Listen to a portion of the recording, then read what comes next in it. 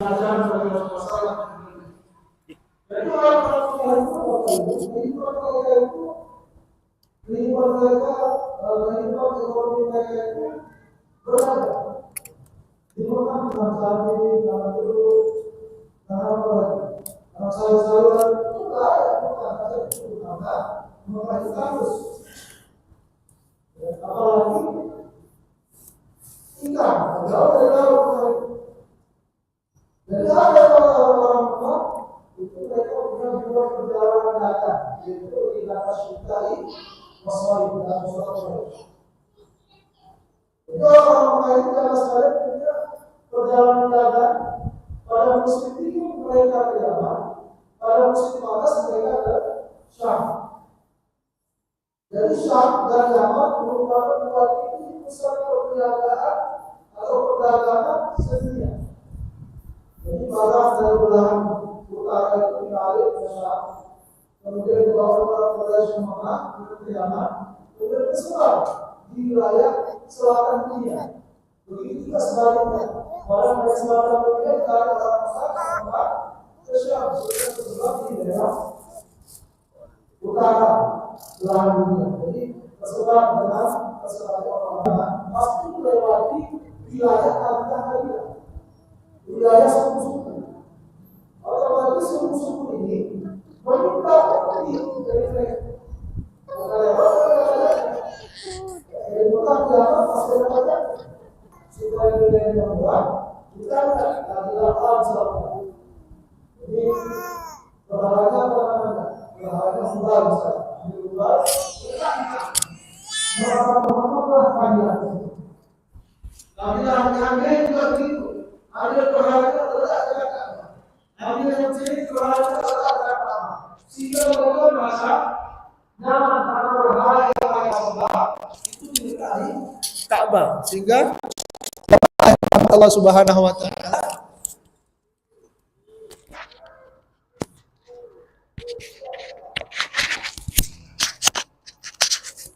jamaah yang dirahmati Allah, karena berhala itu berada di Mekah dan diletak dekat Ka'bah, maka ada hubungan antara orang-orang Quraisy dengan kabilah-kabilah atau suku-suku dari Yaman sampai ke Syam. Nah, berarti kan berhala ini ada aspek politik ekonominya gitu. Juga menyembah berhala, maka supaya lempang jalannya, berhala mereka diletakkan di Ka'bah, di dekat Ka'bah, sehingga ketika di zaman Rasulullah SAW itu jamaah sekalian itu terdapat lebih politiknya gitu, ada politik ekonominya tentang berhala itu. Makanya ketika Nabi Ibrahim ya menjadi rival ayahnya, dalam Al-Quran disebutkan nama ayahnya Azar, ya. Idh qala li wadhkur fil kitab Ibrahim innahu kana siddiqan nabiyya. Idh qala li abihi ya abati lima ta'bud ma la yasma'u wa la yubsir, dan seterusnya. Ya, jadi Nabi Ibrahim salah besar, Pak. Coba bayangkan kalau seandainya kita seorang yang ditugaskan untuk memurnikan akidah tauhid, ya.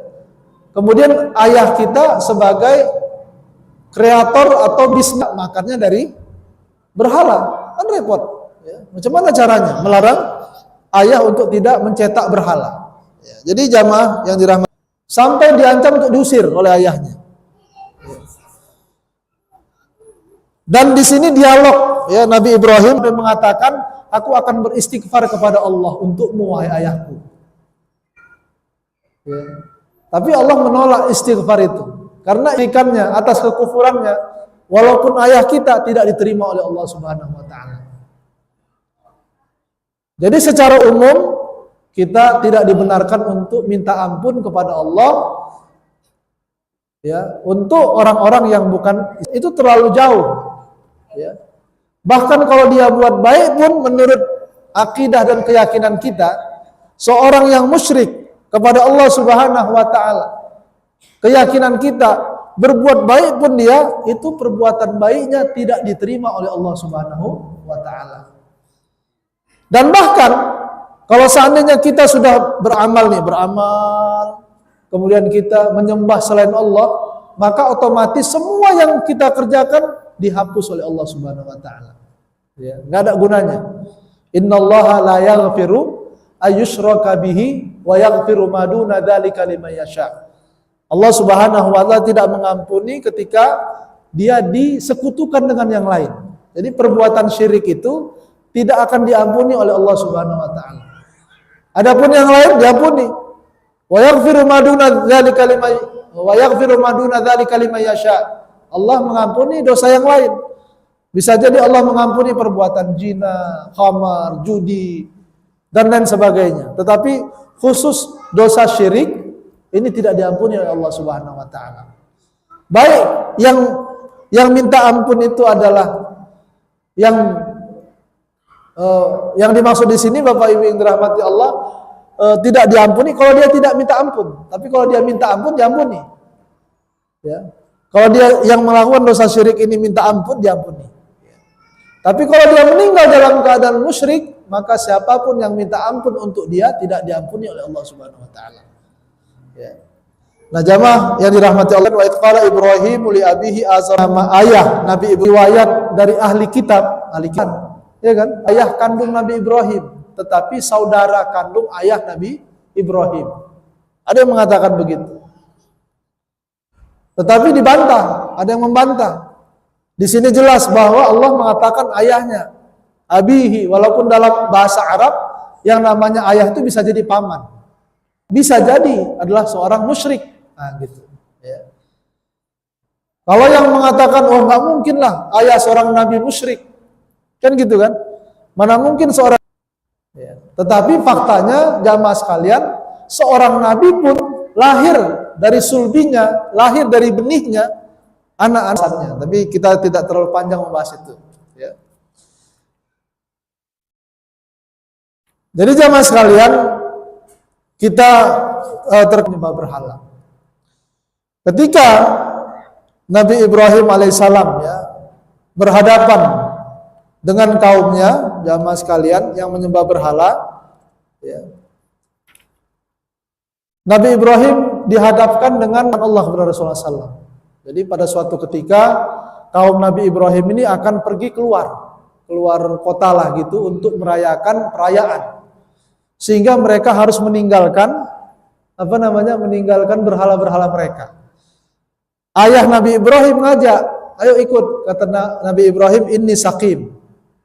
Aku nggak ikut karena sakit, katanya. Jadi dalam riwayat memang Nabi Ibrahim ada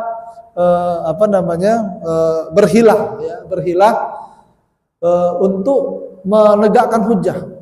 Jadi Nabi Ibrahim nggak ikut dalam perayaan itu, sementara semua orang pergi dari rumah mereka dan menuju tempat yang agak jauh dari tempat berhala-berhala mereka. Ketika mereka di sana, Nabi Ibrahim ya sambil bersembunyi ya terus menuju berhala-berhala mereka.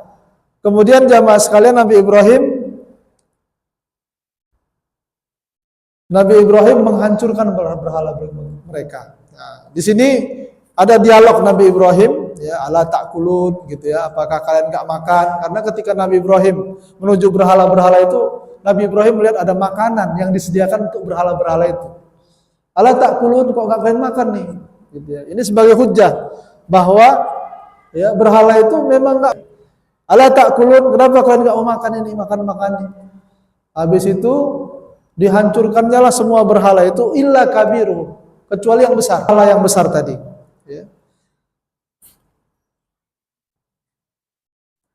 Ketika itu terjadi, jamaah yang dirahmati Allah Subhanahu wa taala, datanglah para yang menegakkan kebenaran. Jadi ketika mereka kembali, apa yang terjadi jamaah bi alihatina?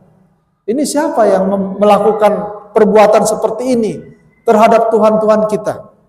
Innahu laminadz zalimin. Sesungguhnya dia pembesar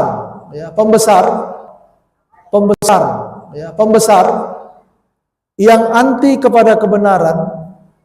Dia juga akan membawa opini bahwa yang menegakkan kebenaran ini Nabi Ibrahim apa pembesar? Yang zalim pembesar. Tetapi begitulah para pembesar membawa opini bahwa Nabi Ibrahim pun dianggap zalim. Sama dengan Fir'aun ketika berhadapan dengan Nabi Musa. Kalau saya tanya sama Bapak Ibu, yang sesat Fir'aun apa Nabi Musa? Apa? Fir'aun yang sesat. Tetapi Fir'aun bikin opini bahwa yang sesat itu Nabi Musa. Ya. Jadi orang yang zalim itu nggak ada yang sesungguhnya kesyirikan itu menyekutukan Allah itu adalah kezaliman yang nyata.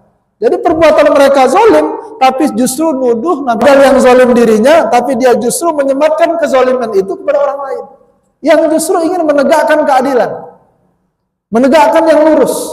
Ya. Makanya bahasa di sini, Bapak Ibu, kalau kita cermati, qalu man fa'ala hadza bi alihatina. Mereka mengatakan siapa yang melakukan ini kepada Tuhan-Tuhan kita? Innahu laminadz zalimin. Sesungguhnya dia termasuk orang-orang yang zalim. Bisa dipahami, Pak? Redaksi ayatnya diajarkan Allah seperti itu kepada kita. Kemudian jamaah sekalian, biasanya ya ada orang-orang yang sebetulnya dia juga nggak begitu fanatik dengan berhala. Udah masuk Isya kira-kira? Hah? Belum. Sebetulnya orang-orang ini tidak begitu fanatik dengan berhala dan tidak juga begitu fanatik dengan orang-orang pembesar ini. Tapi di kalangan pembesar ini punya segalanya, punya jabatan, punya kekuasaan yang bisa dibagi-bagi. Mereka kepingin cari muka juga. Qalu sami'na fatay yadhkuruhum yuqalu lahu Ibrahim. Ada anak muda namanya Ibrahim. Kayaknya dia. Baru kayaknya saja itu udah langsung tangkap itu. Nah, baru kayaknya itu, Pak. Nggak perlu bukti-bukti banyak. Ya. Qalu fa'tu bihi ala ayunin nas la'allahum yashhadun. Jadi para pembesar ini jamaah sekalian itu bikin makar. Caranya bagaimana? Dihadirkanlah Nabi Ibrahim, kemudian disaksikan oleh semua orang. Orang semua dihadirkan. Ya. Kemudian ya sama dengan Nabi Musa juga kan, dihadirkan di tengah-tengah manusia untuk dihakimi gitu ya. Sama dengan Nabi Ibrahim. Kemudian dikatakan kepada Nabi Ibrahim, qalu, mereka berkata, anta fa'alta hadza bi alihatina ya Ibrahim? Apakah engkau yang melakukan ini kepada Tuhan-Tuhan kami wahai Ibrahim? Nabi Ibrahim dengan cerdas mengatakan, qala bal fa'alahu kabiruhum hadza. Kata Nabi Ibrahim, ini yang buat kayak gini ini yang besar ini, kata Nabi Ibrahim. Kan yang lain hancur, Pak, yang kecil-kecil hancur, yang besar disisakan. Kata Nabi Ibrahim, yang besar inilah yang melakukannya, yang menghancurkan kawan-kawannya. Ya. Fas'aluhum in kanu yantiqun. Coba tanya mereka kalau mereka bisa berbicara. Jadi Nabi Ibrahim metodologi dakwahnya jamaah sekalian itu menyampaikan hujah yang kuat sehingga kata-katanya itu tidak bisa dibantah. Ya. Ketika kata Nabi Ibrahim, ini yang buat ini patung yang paling besar. Coba tanya dia kalau dia bisa berbicara. Maka tsumma nukisu ala ru'usihim innakum antumudz zalimun. Ya, jadi bergejolak ini akal mereka mencerna kata-kata Nabi Ibrahim alaihissalam. Kalau dibilang yang besar ini menghancurkan kawan-kawannya, mereka juga yakin bahwa yang besar ini tidak mungkin bisa melakukannya. Kalau dibilang mereka mengatakan bahwa yang besar ini tidak mampu menghancurkan yang kecil, kenapa harus disembah? Itu bergejolak dalam akal mereka. Ya. Kemudian disuruh pula tanya. Kalau ditanya pasti nggak bisa jawab. Udah pusing itu, Pak. Begitulah hebatnya dakwah Nabi Ibrahim alaihissalam. Selalu datang dengan hujah yang tidak bisa dibantah. Makanya orang-orang yang memegang kebenaran, seorang muslim, seorang mukmin, ya, atau seorang dai, ya, harus memiliki kemampuan menegakkan hujah, ya, sehingga hujah-hujah itu membuat orang-orang tidak bisa menjawab karena nggak masuk ke nalar mereka. Kalau seandainya dijawab dengan apa yang selama ini ada dalam pikiran mereka, ya, itu hebatnya dakwah Nabi Ibrahim alaihissalam. Dan itulah jamaah sekalian yang diajarkan Allah kepada Nabi Muhammad sallallahu alaihi wasallam. Ini hebatnya. Ya. Faraja'u ila anfusihim faqala innakum antumudz zalimun.